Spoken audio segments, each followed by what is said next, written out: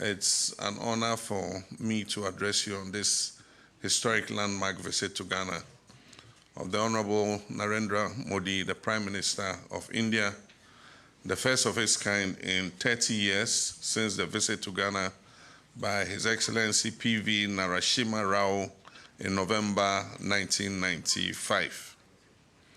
This visit is a testament to the deep-rooted historical ties between Ghana and India founded on the visionary leadership of Ghana's first president, Dr. Kwame Nkrumah, and India's Prime Minister, Pandit Jawaharlal Nehru, as well as the ever-growing strong bonds of friendship and cooperation which exist between our two sisterly countries for the mutual benefit of our people.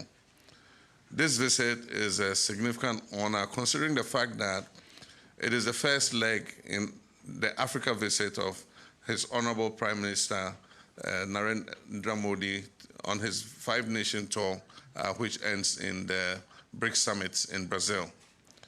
The two sides have engaged in significant discussions to deepen cooperation across various sectors of our economy, including agriculture, energy, manufacturing, infrastructural development, human resources, and health, amongst others.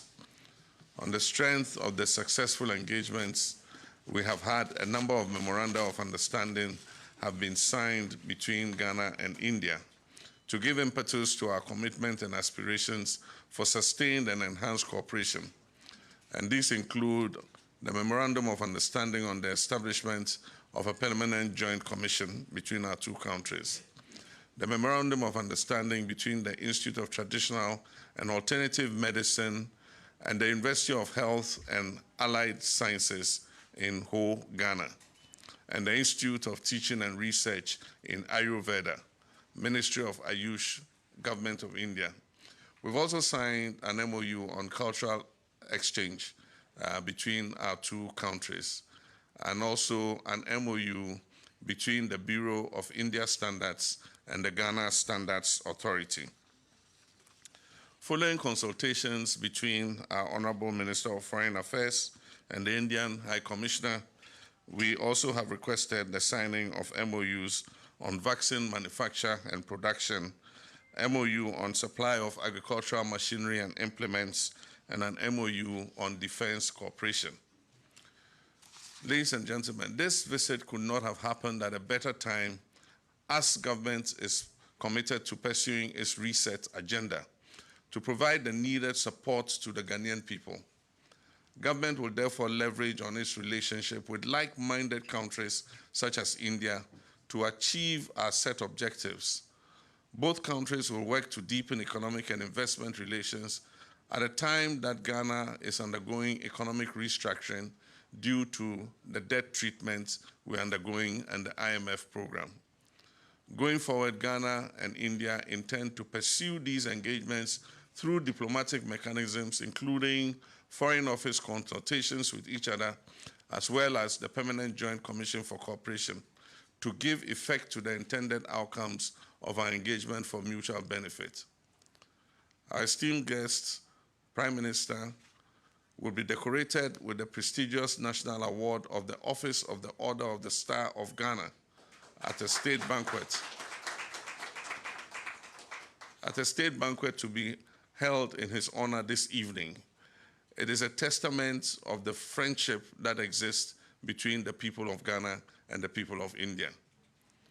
On Thursday, 3rd July, the Prime Minister will also visit the Kwame Nkrumah Memorial Park. This memorial park is a landmark that reflects India's advocacy for freedom and its advocacy and support to Africa during the anti-apartheid struggle. It also is a testament to the solidarity that India extends for South-South cooperation. Ahead of his scheduled departure, our Parliament will be honored to listen to an address from the Prime Minister of India, and as everybody knows, India is the world's largest democracy, and so our Parliament is going to be honored to have the Indian Prime Minister come and address it.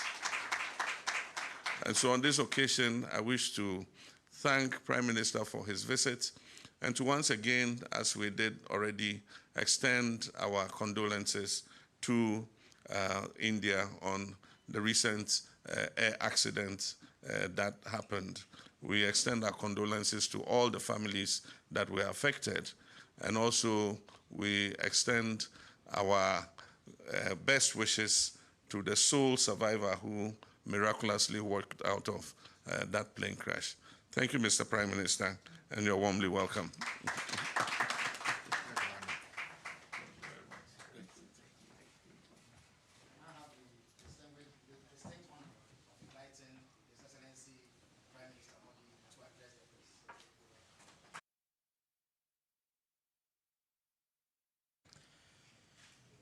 Your Excellency, राष्ट्रपति John महामा, दोनों देशों के delegates,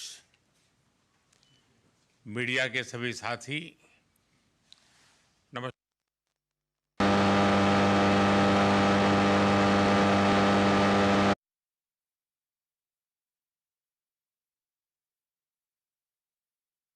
यात्रा हो रही है। मेरे लिए यह अत्यंत गर्व की बात है कि मुझे यह अवसर मिला है। अय्य मे अनेजे से मेवोहा,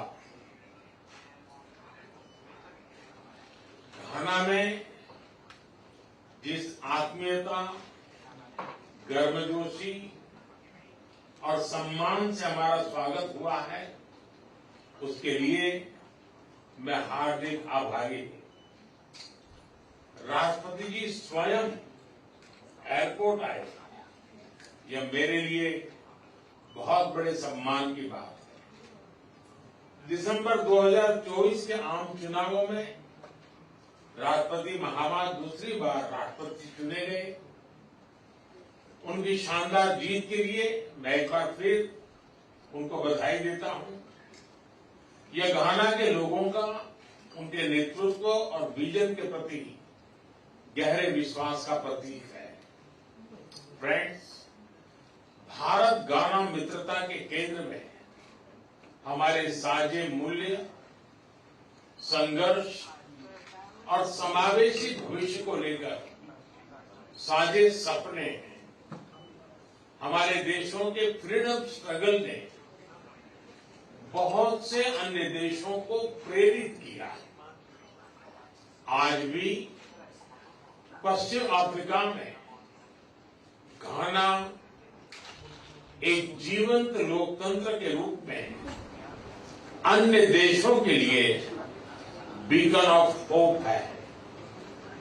आज राष्ट्रपति जी और मैंने हमारी द्विपक्षीय साझेदारी को कॉम्प्रिहेंसिव पार्टनरशिप का रूप देने का निर्णय लिया है। घाना के राष्ट्र निर्माण की इस यात्रा में भारत केवल एक सहयोगी नहीं, बल्कि एक सहयात्री है। यह भव्य जुबली हाउस, विदेश सेवा संस्थान, Komenda sugar factory, India Ghana Kofi एंड नान आईसीटी सेंटर और तेमा पगदन रेलवे लाइन, ये सिर्फ ईंट पत्थर नहीं, ये हमारी साझेदारी के प्रतीक है। हमारा द्विपक्षीय व्यापार $3 बिलियन पार कर चुका है। भारतीय कंपनियों ने लगभग 900 प्रोजेक्ट्स में लगभग $2 बिलियन का निवेश किया है। आज हमने आपसी व्यापार को अगले 5 वर्षों में दोगुना करने का लक्ष्य निर्धारित किया है। फिनटेक के क्षेत्र में भारत यूपीआई डिजिटल पेमेंट का अनुभव घाना के साथ साझा करने के लिए तैयार है। फ्रेंड, डेवलपमेंट पार्टनरशिप हमारी साझेदारी का एक मूल स्तंभ है।